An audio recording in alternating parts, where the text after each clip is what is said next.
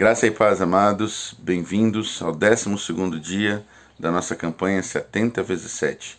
Estamos meditando sobre o amor e o perdão de Deus, um livro da Bíblia por dia.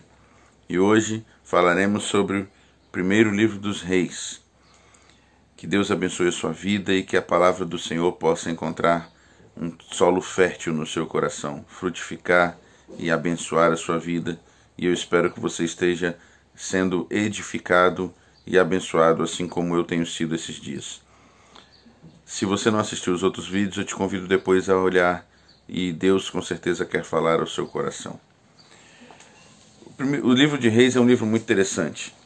Nós não sabemos o autor do livro, apesar de muitos atribuírem a Jeremias, porque o livro narra até o exílio, e Jeremias estava já no período exílico. Então, algumas características do livro fazem alguns defender que é Jeremias, mas nós não temos a confirmação do autor do livro dos Reis.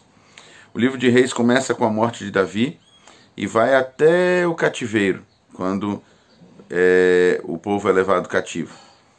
Narra a ascensão, a glória, a majestosa riqueza que Deus dá a Salomão.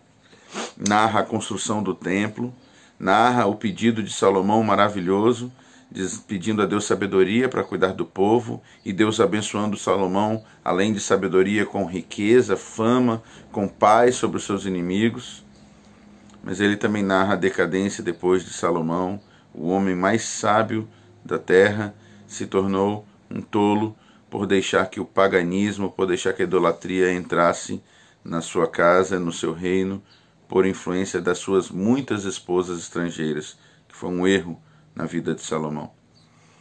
Ele narra também a divisão do povo de Israel de um reino unido, como era com Saul, como era com Davi, como era com Salomão, para um reino dividido, onde 10 tribos ficaram de um lado e 2 tribos ficaram de outro. E formou-se então os reinos de Israel e de Judá. Um período muito triste da história de Israel. Dos 19 reis de Israel, dos 19 reis de Judá, apenas 9 reis em Judá permaneceram fiéis ao Senhor. Os outros todos, o livro narra que eles fizeram o que era mal aos olhos do Senhor. Isso, tanto o primeiro quanto o livro dos reis. O livro narra muitas passagens muito interessantes, e eu gostaria de pensar com você sobre uma delas hoje, que é a passagem de Elias, um dos maiores profetas. Ele narra a história de Elias, e eu queria destacar para você uma passagem muito linda, que eu gosto muito, de Elias no Monte Horebe, capítulo 18, e depois Elias no Monte Carmelo, capítulo 18, e no Monte Horebe, capítulo 19.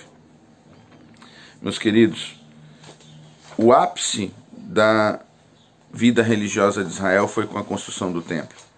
Nós já falamos em outros vídeos, lá começando no Gênesis e depois falando sobre o Êxodo com Moisés, que Deus se revela ao povo no monte, se revela a Moisés no monte. Primeiro Deus falava com os patriarcas, falava com Abraão, falava com Isaac, falava com Jacó.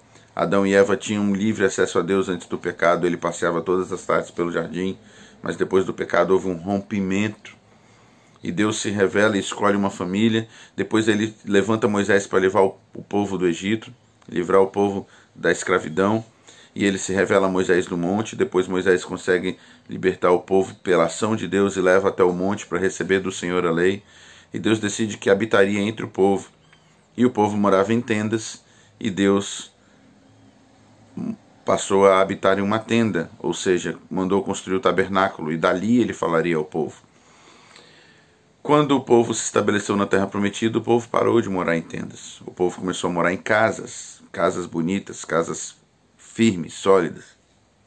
E nasce no coração de Davi o desejo de construir para o Senhor também uma casa. Ele junta todo o material necessário, ele junta toda a riqueza que ele imaginou, que ele projetou, que Deus deu a ele a sabedoria de fazer, mas Deus disse a ele que ele não faria o templo, que seria seu filho Salomão. Então ele dá instruções a Salomão sobre como fazer o templo. O livro começa com a morte de Davi e vai até a morte de Salomão, o primeiro livro de Reis. Meus queridos,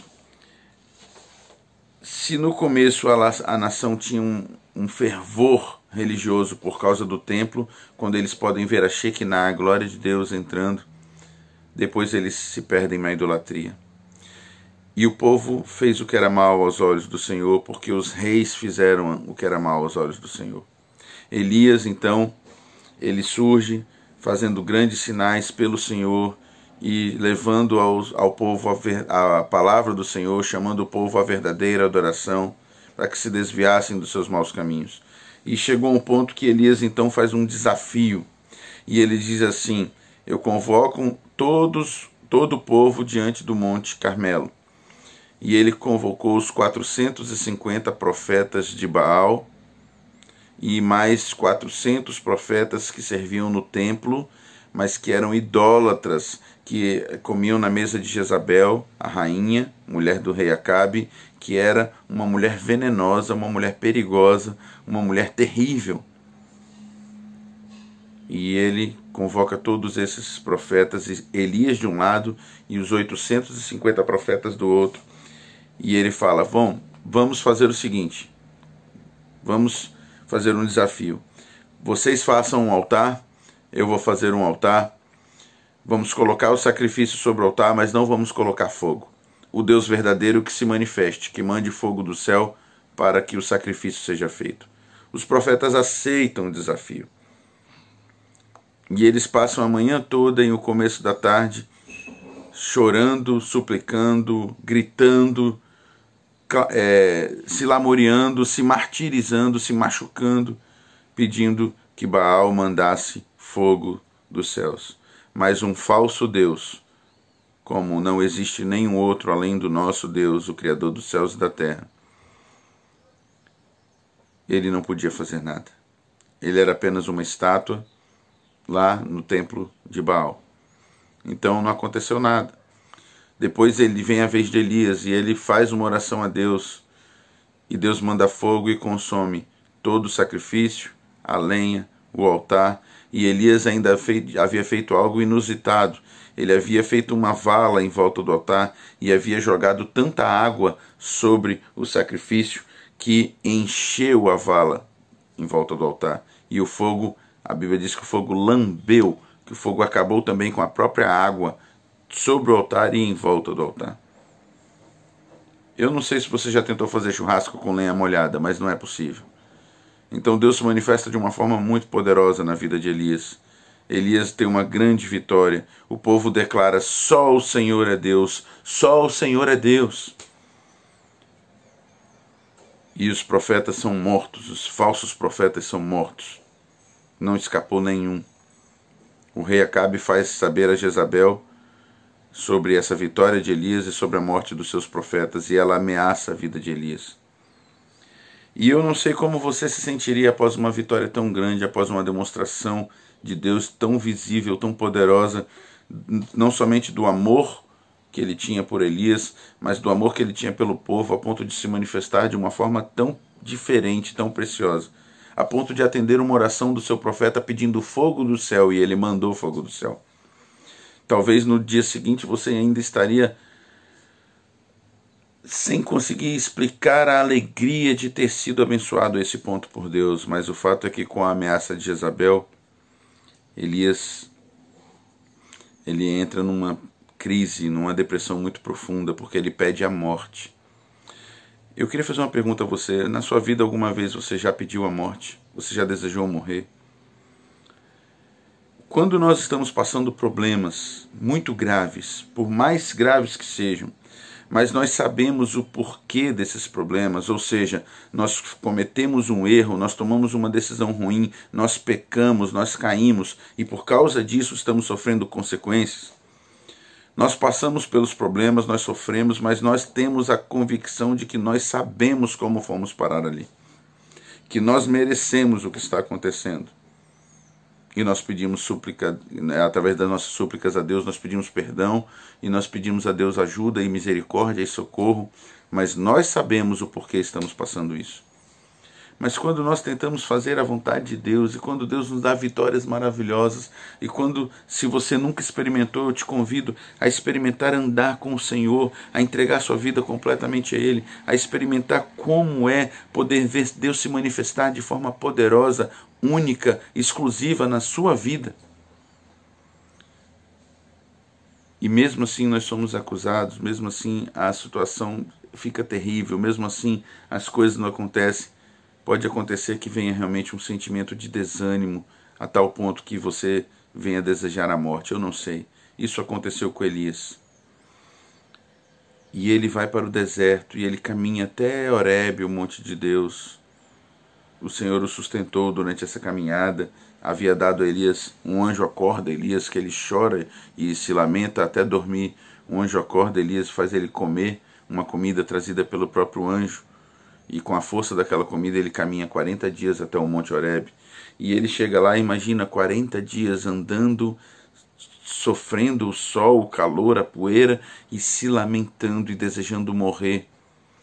E ele chega diante do Monte Horebe e Deus fala: o que você está fazendo aqui, Elias?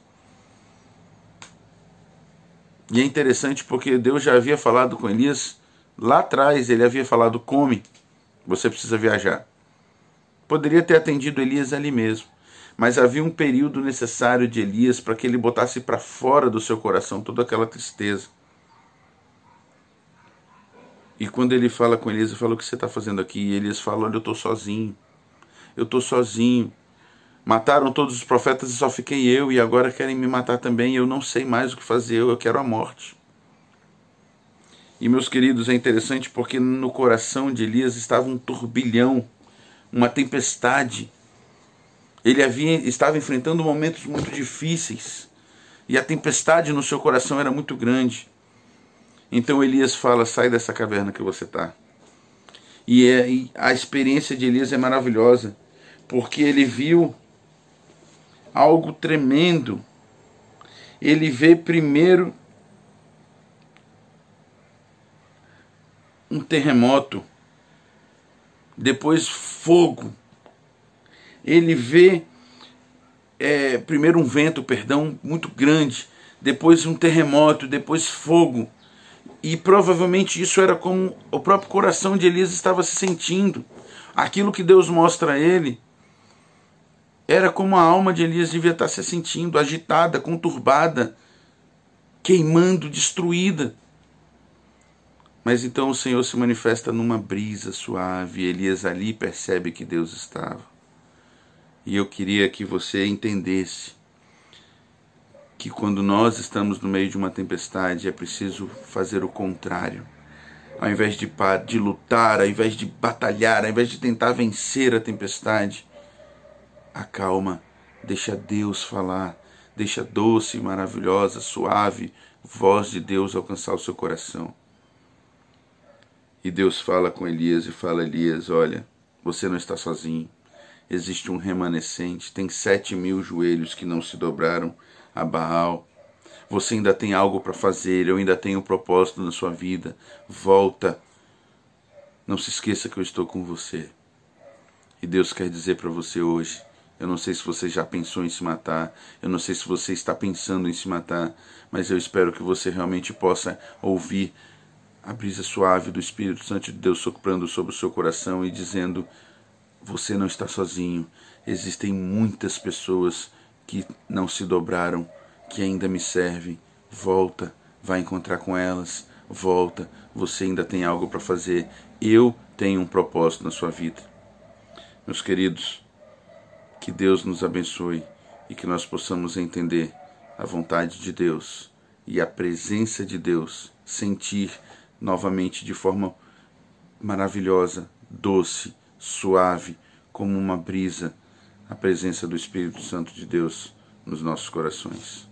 Amém.